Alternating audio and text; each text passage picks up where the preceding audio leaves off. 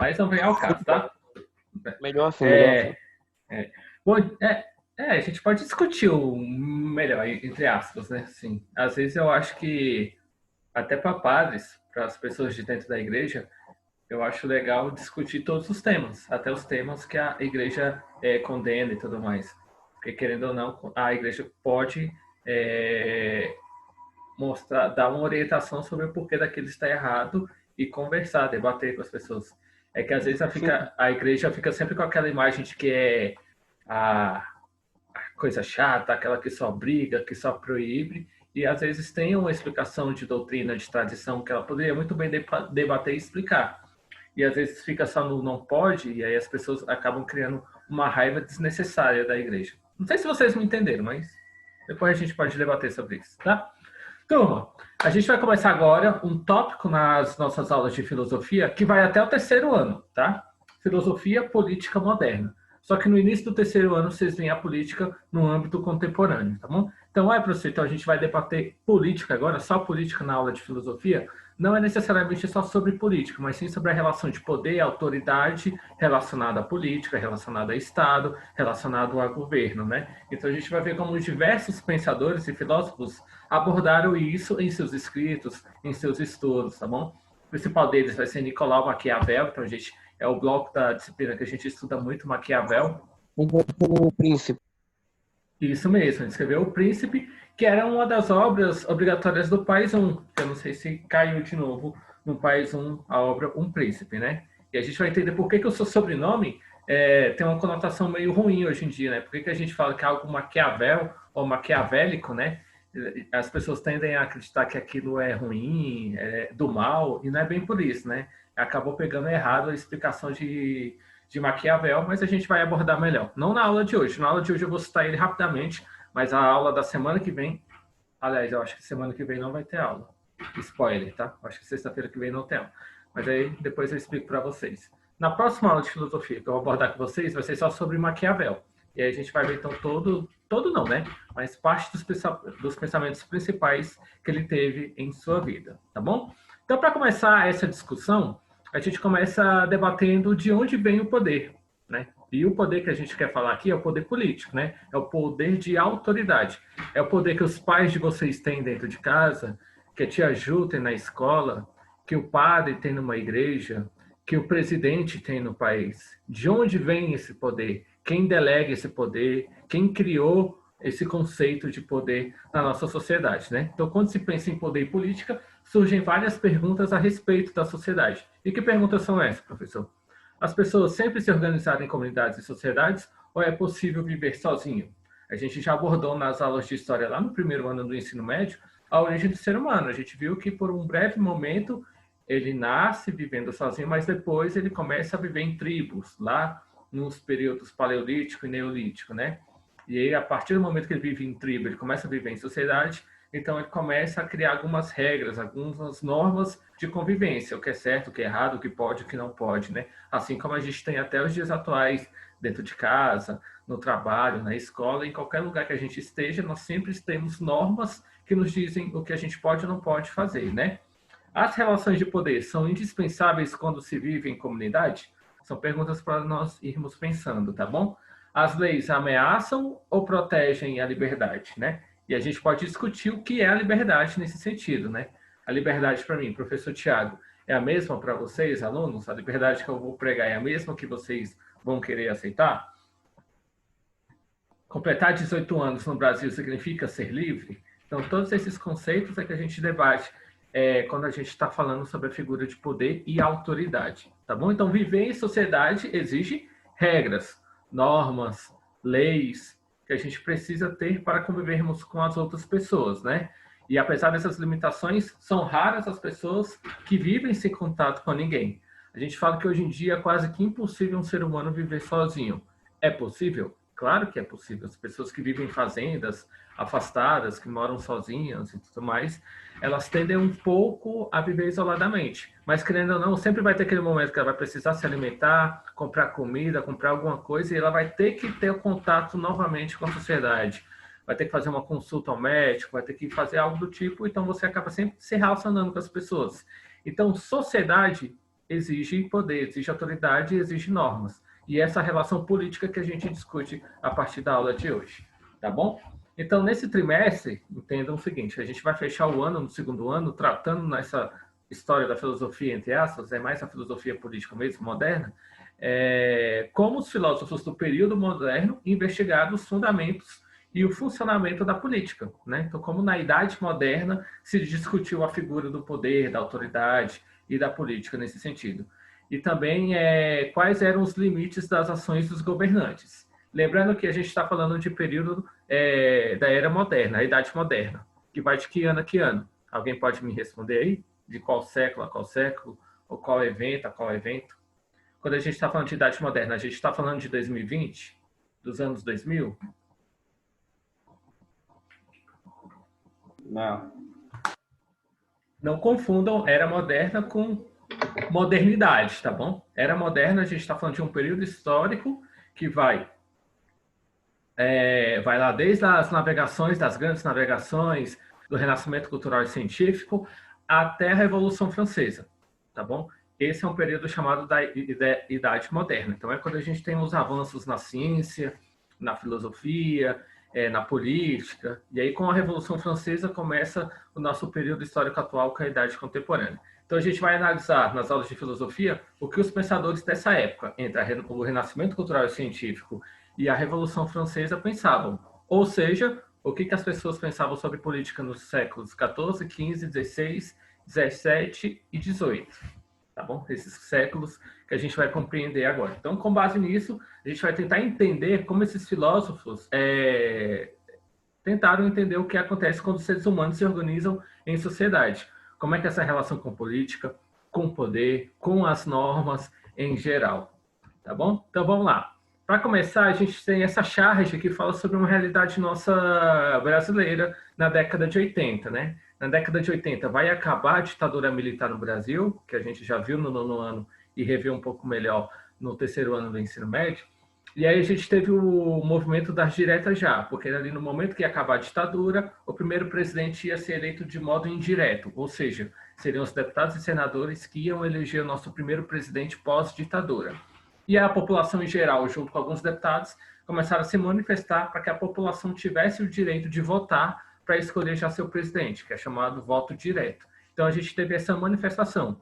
E o Enfield, um dos maiores chargistas que nós tivemos na nossa história do Brasil, foi preso, exilado na época da ditadura, né, porque ele só fazia charges políticos, então a ditadura prendeu ele e expulsou ele do Brasil. Então o Enfield fez essa charge discutindo muito esse poder de votar, que a gente fala, né? O ato de votar, que hoje a gente banaliza bastante, né? Culpa muito dos nossos políticos, que em parte são corruptos, não governam bem, não administram bem, não fazem leis que beneficiem a população, muitas vezes pensam no próprio umbigo e tudo mais. A gente viu semana passada retrasado, governador do Rio de Janeiro sendo afastado do governo, casos e mais casos de escândalo, não querendo ou não, os próprios políticos que deturpam um pouco essa realidade eleitoral no Brasil. Mas vamos pensar, né, na teoria. Eleição é um ato de poder, é um ato de delegar alguém a responsabilidade de cuidar do Brasil, de administrar o Brasil, de tomar as decisões em nome do povo brasileiro. Querendo ou não, isso é uma tarefa muito difícil e que exige muita responsabilidade. E aí a gente entra dentro desse nosso pacote de discussão sobre política, né? Será que os nossos governantes eles estão sendo eleitos, estão agindo em prol da população, em prol da sociedade, nessa análise de um bom governo, de uma boa conjuntura, né? A charge tem até um soldado aqui, o policial, falando o seguinte: isso é direito do colégio eleitoral, voltem para suas casas. O povo é ilegal. Querendo ou não, quando o povo era afastado ali das eleições diretas para presidente na década de 80, o povo não tinha voz, o povo não tinha poder. Quem tinha o poder nesse período? O colégio eleitoral, deputados e senadores. E deputados e senadores, eles governam sozinhos? Se não tiver uma população, um território, eles teriam algum tipo de governo? Então, esses pontos centrais que nós vamos analisar e debater agora. Só que lá, na Idade Moderna. Lá na Idade Moderna, a gente vai ter a ascensão de um sistema político novo, de organização administrativa do território, chamado Estado. Antes da Idade Moderna, como é que era a formação dos territórios? Lembra da Idade Média? A Idade Média, como é que era os territórios lá? Eram vários feudos, né? Em cada feudo, nós tínhamos a figura do senhor feudal que mandava em cada um desses feudos. Então, nós não tínhamos muita figura do presidente, do governador, do rei. A gente vai ter até a figura de um imperador, né? De uma grande região. Mas não tanto quanto a figura do senhor feudal, que mandava dentro do seu castelo. E ninguém mandava mais do que ele. Em contrapartida, acima dele existia o poder religioso, o poder da Igreja Católica. O clero é que mandava realmente na Idade Média. Então, o poder central naquele período pertencia à Igreja, pertencia ao Papa. Então, o Estado ele vai ser ressignificado na passagem da Idade Média para a Idade Moderna, tá bom? Deixa eu só responder o coleguinha aqui que tá coisado. João, é só você clicar, não precisa aceitar não, já fica automático para entrar na aula. O João tá aí? João Paulo? Sim. Tá. Tava te respondendo aqui a mensagem que você mandou. Então vamos continuar aqui então. Os pensadores da filosofia antiga e medieval tratavam o Estado. Aí lembrando, galera, antes de eu continuar, qual a diferença entre Estado com E maiúsculo e Estado com E minúsculo? Alguém sabe me dizer? Aliás, vocês sabem me dizer. Estado com E minúsculo é o país, o governo, sei lá. Maiúsculo ou minúsculo? Estado com E minúsculo Maiúsculo. é a maneira que a pessoa se sente. Isso mesmo. Os dois os dois Joões, né, que responderam, né? O Estado com E maiúsculo é isso mesmo. A gente está se referindo a governos, seja de um país, seja de um estado, seja de um município. Esse é o Estado com E maiúsculo. Mas geralmente é sempre do governo do país, tá? O Estado com E minúsculo, a gente pode estar se referindo a duas coisas. Primeiro, é o estado físico mesmo da pessoa, ou de alguma coisa, né? Qual é o estado daquela pessoa? Ela está bem ou ela está ruim? Ou quando a gente está falando de estados, os estados do Brasil, né? Cada unidade federativa é um estado. Então, quando a gente está falando desses estados, é com E minúsculo também. Mas quando a gente está falando de governo, pode utilizar o E maiúsculo, só para vocês entenderem, tá bom? Então, os pensadores, nesse período, né, antigo e medieval, tratavam esse governo, esse Estado, como uma organização política de dimensões maiores que a família e a aldeia. Em qual sentido, professor? Primeiramente, você vivia em prol da sua família, né? Você se responsabilizava, você tinha toda a preocupação dentro da sua família. Depois da sua família, você tinha preocupação com as famílias ao redor de você, é o que a gente chama de aldeia. Então, a gente vai ter essa dupla preocupação ali no período da Idade Média. Primeiro com a sua família, depois com a sua aldeia. Só depois é que você vai ter esse sentido de pertencer a uma grande sociedade, a um Estado, a um governo, tá bom? Tanto que essa diferenciação de significados vai vir somente na Idade Moderna, que quando a gente começa a se sentir parte de um país, parte de um Estado, parte de um governo, nesse sentido. Então, assim, eles não precisavam, nesse período antigo e medieval, justificar nada, pois havia nenhum motivo para que existisse um Estado. Então, eles não se sentiam participantes. Eu hoje moro na França, ou eu moro na Espanha, ou eu moro em Portugal. Eu habito essa minha casa aqui, essa minha região, é aqui que eu moro. Não tem outra ligação política, vamos dizer assim. Como nós, ao nascermos, a gente já tem uma série de pertencimentos, né? A gente pertence às nossas famílias, né? Então, a gente carrega o sobrenome, né? Eu sou o Thiago Rodrigues do Nascimento. Então, eu pertenço a uma família Rodrigues e uma família Nascimento. Depois, eu nasci numa cidade. Depois, eu nasci no país. Então, eu já nasço, hoje em dia, né? Na idade contemporânea, com vários pertencimentos. Na Idade Média e Idade Moderna, não. Você só pertencia à sua família e só. Era a única preocupação que você tinha naquele período. Tá bom? Deixa eu só ver o que vocês estão me mandando aqui. Tá. Letícia, avisa então a Kathleen que é só clicar. Eu deixo a entrada automática na aula. É só clicar sempre no link que vocês entram na aula de novo, tá bom? Eu não preciso ficar clicando para aceitar vocês na aula. Se você puder avisar isso a ela, tá bom? Obrigado. Então, seguindo então. Então, entre os séculos XV, 5 e XV, que é a Idade Média, né, havia uma autoridade, ela era dividida em duas partes. A primeira delas, o clero que mandava, né, então a Igreja Católica, o Papa, tinha o poder do Papa, e tinha o poder também do imperador, que era abaixo. Lembra? Clero, nobreza, camponeses e servos. Essa parte que a gente fala, nobreza, são os nobres, os imperadores daquele período. Mas não são os reis que a gente conhece, são imperadores de uma região. Então, na junção de vários senhores feudais se formava um reino, se formava um império ali. E ali ele sempre tinha uma figura de um senhor feudal que tinha um poder maior e ele se tornava um grande imperador daquela região. Então, na Idade Média era assim.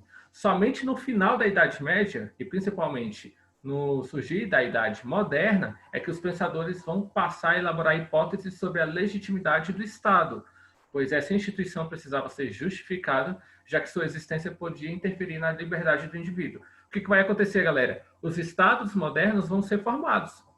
O surgimento de Portugal, Espanha, Inglaterra, a Alemanha não, a Alemanha é só depois. Mas os principais países da Europa surgem nesse período com esses nomes, somente na Idade Moderna. E aí surgem como governos. E aí você tem que pensar na galerinha daquele período. Vamos contextualizar. Vamos voltar lá para a Idade Média. Você começa a fazer parte de um governo, mas como é que isso funciona? E por que eu devo algo a esse rei que está falando que está governando em nome da França? E o que é França? O que é esse território? Não é que foi do dia para a noite, né? Aos poucos eles foram fazendo essa criação, essa adaptação, esse surgimento dos estados modernos. Em história, eu falei com vocês rapidinho, né? Que surgiram os estados modernos. Mas essa é uma discussão muito longa, vamos dizer assim, porque ao mesmo tempo que os senhores feudais perdiam seus poderes, surgia o poder do rei maior do que o dos senhores feudais, governando esses estados. E aí surge a figura dos filósofos modernos, que começam a criar reflexões para garantir a legitimidade desses estados. Vão começar a explicar o porquê desse estado existir e o porquê do rei, do imperador, ter o direito de poder. É isso que eles vão se debruçar na filosofia política moderna, né? Tentar justificar a existência do rei e a existência do governo do Estado. Então, os primeiros teóricos vão elaborar essas reflexões sobre o soberano e o exercício do seu poder. O soberano pode ser o rei, pode ser o imperador, pode ser uma rainha em algumas regiões, né? Dentro daqueles estados que surgiram na Idade Moderna. O primeiro pensador, e um dos mais importantes em toda a filosofia, é um sujeito chamado Nicolau Maquiavel, como eu citei para vocês no início da nossa aula, né? Maquiavel ele vai romper com todo o pensamento político anterior a ele, ao fazer uma distinção entre moral e política. Moral é... Deixa eu tirar um pouco o fone, que às vezes eu fico falando muito alto, porque o fone abafa o som. Moral está ligado muito às atitudes nossas como pessoas, e aí não é só governante. É a moral que eu tenho como ser humano, né? É as virtudes, ser uma boa pessoa, ter caráter, fazer as coisas boas. Isso é ter moral, ligado muito ao conceito de ética. O que é ser ético? A gente não vai discutir isso agora porque vai ter uma discussão muito grande já no terceiro ano. Mas moral e ética são muito interligados, os conceitos, né? Tanto que em alguns dicionários, se vocês buscarem o significado de ética e de moral, vão apresentar quase que o mesmo significado em si, tá bom? Então, dessa maneira, para conservar o Estado, não era preciso que o soberano se revestisse de virtudes morais boas ou cristãs. Atenção para o pensamento de Maquiavel. Ele vai defender que, para conservar o Estado, o governante ele não precisa ter virtudes boas, virtudes morais boas ou cristãs, mas que fosse esse governante habilidoso o suficiente para não permitir a sua queda. Então, qual é o objetivo do pensamento de Maquiavel? Ele vai escrever uma obra chamada O Príncipe, que vai falar como é que os governantes têm que governar a sociedade. E o governante ele não tem que se preocupar em ser uma boa pessoa, ser educado, mostrar o bem para a população. Não, ele tem que criar mecanismos, formas de se manter no poder. Então, tem que ser habilidoso para não cair, não permitir a sua queda, né? Se seguisse muito o pensamento de Maquiavel, um presidente nunca receberia impeachment, nunca receberia golpe político, por exemplo, né? É você criar mecanismos que te permitam permanecer naquele poder. Se ele fala que não é revestido de virtudes boas, morais boas ou cristãs, então Maquiavel está defendendo que o governante ele pode fazer o uso de artimanhas, trapaças para permanecer no poder. Por isso que seu sobrenome hoje em dia é ligado a uma coisa ruim. Um sujeito que é maquiavélico, quer dizer que ele é maldoso, que ele tem umas ideias ruins, geralmente, né? Maquiavel, para vocês não se perderem, é esse sujeito, essa figura, tá bom? Apesar do sorrisinho meio sarcástico, o seu pensamento vai influenciar muitos dos reis, imperadores da Idade Moderna, chegando até a Era Contemporânea. Muitos presidentes, quase todos os presidentes, né, quando estão em debates e tudo mais, eles geralmente comentam, como é que se fala? Que leram a obra de Maquiavel, né? Então, que estavam presentes, que acompanham muito o que Maquiavel escreveu na obra O Príncipe, justamente que é onde ele vai mostrar essas artimanhas para a gente governar, né? E aí vem outro conceito chamado pensar o Estado, né? O Estado foi tema de reflexão por um outro filósofo tão importante quanto Maquiavel, chamado Thomas Hobbes, tá bom? Que vai utilizar o conceito de estado de natureza para explicar os fundamentos e o funcionamento dessa organização política, né? E o que seria o estado de natureza, né? O estado de natureza é uma situação hipotética em que os indivíduos se encontram quando o estado não existe. Ou seja, não existe essa ideia de pertencer a um lugar, pertencer a um governo e ter alguém te liderando, alguém te governando. Esse seria o estado de natureza, né? Para alguns pensadores, as características dos seres humanos no estado de natureza são os seus direitos naturais, aqueles direitos que a gente tem quando a gente nasce. Que direitos são esses? Hoje em dia a gente compila num documento chamado Direitos Humanos, né? Direitos do homem, do cidadão e tudo mais, que é o direito à vida, direito à saúde, direito à educação, direito à alimentação. Então, os nossos direitos básicos como seres humanos, né? Mas não são esses direitos aqui que eles estão debatendo. Os direitos naturais, basicamente, o direito à vida.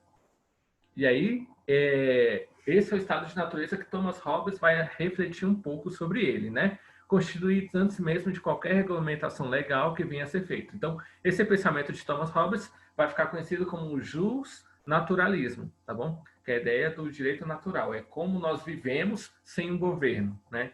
Imagine o segundo ano se governando sem um diretor, sem uma diretora, sem professores, sem representante, né? No segundo ano conseguiria se cuidar, conseguiria se administrar, conseguiria criar mecanismos de liderar por conta própria? Esse é o ponto que a gente tem que pensar que Thomas Hobbes, que é esse sujeito aqui, bem engraçadinho, parece um vovô, né? Parece o vô de alguém e tudo mais. Se eu deixar o meu cabelo crescer aqui do lado, tá acabando aqui em cima, é capaz de ficar bem parecido com ele aí no futuro, né? Mas não vou chegar a esse ponto não, vou passar a máquina zero que fica bem melhor.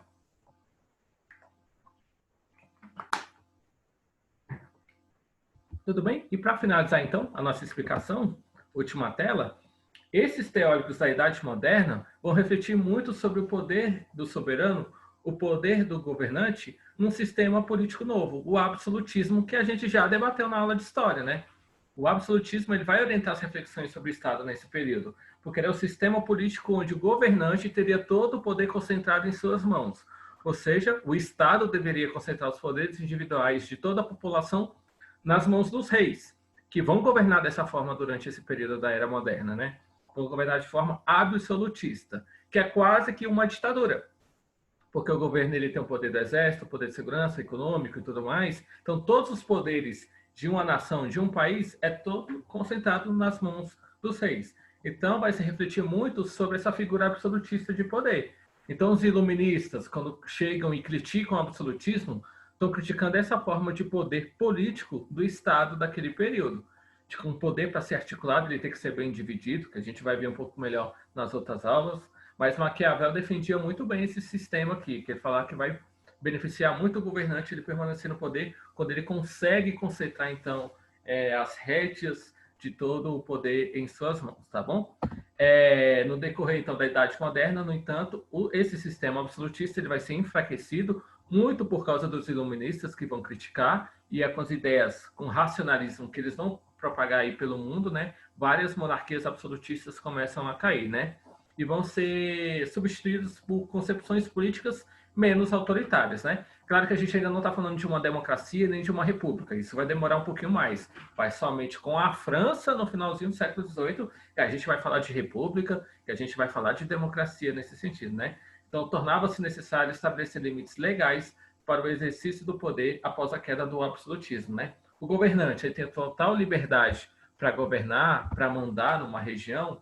Será que ele não tem que seguir alguns acordos? Será que ele não tem que seguir algumas regras que legitimem ele no poder? Então, são essas questões a mais sobre o Estado que a gente debate nas próximas aulas. Mas a próxima aula de filosofia, a gente vai se centrar na figura de Maquiavel e o Príncipe. A gente vai ver o que ele aborda no livro O Príncipe e parte do seu pensamento filosófico nesse sentido, tá bom? Turma, muito obrigado. Lembrando que a aula de hoje é uma pequena introdução sobre a filosofia política moderna, que é essa etapa final do nosso segundo ano em filosofia. Então, a gente vai abordar várias coisinhas, mas é sempre dentro desse grande tema, que é a filosofia política moderna, né? O que se pensava sobre a política na era moderna. E aí, quando passa para a idade contemporânea, a gente vai comemorar o Natal, comemorar o Ano Novo, e aí começa o terceiro ano debatendo ainda isso, né? A ética e a moral dentro da política contemporânea. Belezinha?